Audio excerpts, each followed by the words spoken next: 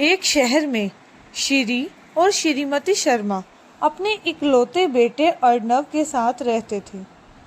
अर्नव बहुत ही होनहार और मेहनती लड़का था। उसने एक अच्छी नौकरी हासिल कर ली थी और अपनी ज़िंदगी में बहुत खुश था। लेकिन उसके माता पिता की उम्मीदें कभी ख़त्म नहीं होती थी।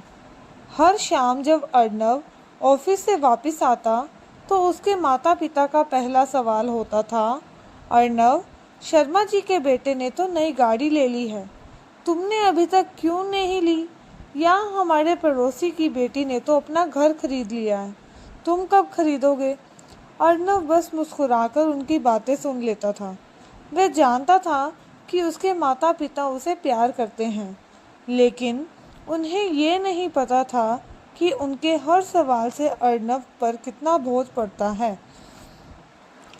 अर्नव की ज़िंदगी आसान नहीं थी। जो लोग उसे बाहर से देखते थे उन्हें लगता था कि वह बहुत खुश है, लेकिन उसके मन में कई बातें दबी हुई थी। उसने अपनी इंजीनियरिंग की पढ़ाई के लिए एक बहुत बड़ा एजुकेशन लोन लिया था, जिसका हर महीना एक बड़ा हिस्सा उसकी कमाई से कट जाता था।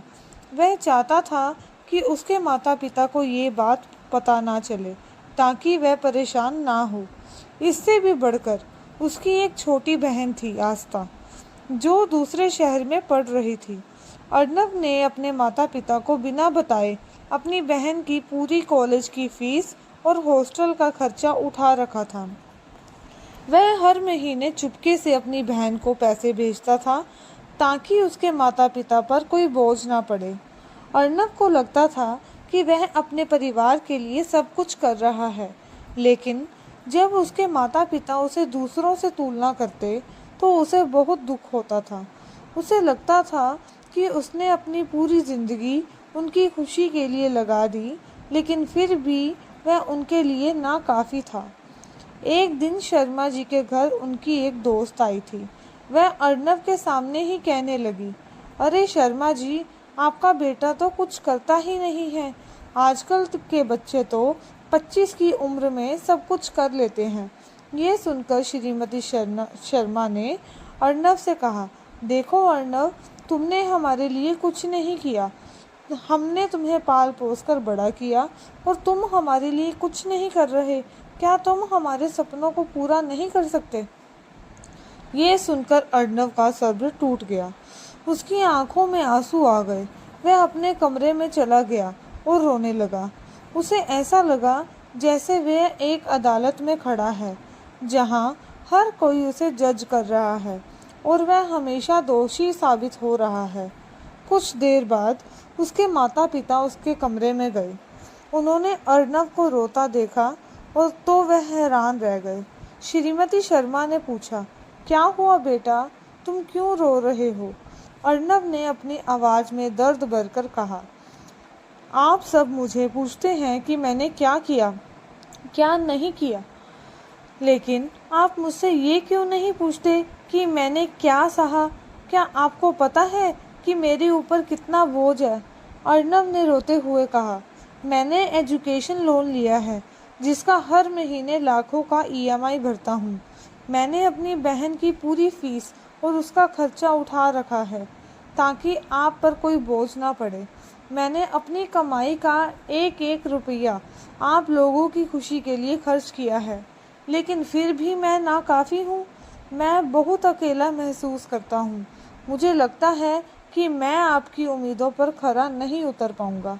शर्मा जी और श्रीमती शर्मा ये सुनकर हैरान रह गए।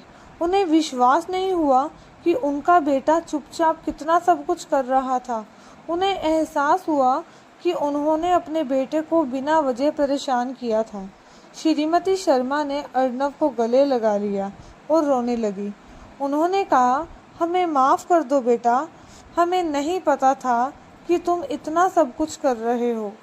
हमें अपनी गलती का एहसास हुआ। हम सिर्फ दुनिया को देखकर अपनी उम्मीदें बढ़ा रहे थे। शर्मा जी ने कहा, बेटा, हमें तुम्हारी मेहनत और प्यार से ज़्यादा कुछ नहीं चाहिए। तुमने हमें दुनिया की सबसे बड़ी दौलत दी है। तुम्हारी ईमानदारी और प्यार, हमें और कुछ नहीं चाहिए। उस दिन शर्मा परिवार में एक नई शुरुआत हुई। माता पिता ने अपने बेटे को सिर्फ स्वीकार किया, बल्कि उसके प्रयासों को भी समझा, और अर्नव को एहसास हुआ कि उनके माता पिता का प्यार उनके लिए सब कुछ था। माता पिता को अपने बच्चों से ज़्यादा उम्मीदें नहीं लगानी चाहिए। हमें अपने बच्चों के प्रयासों को समझना चाहिए और उन्हें प्यार और सम्मान देना चाहिए। एक खुली बातचीत से हर समस्या का समाधान हो सकता है। तो दोस्तों, ये कहानी आपको कैसी लगी?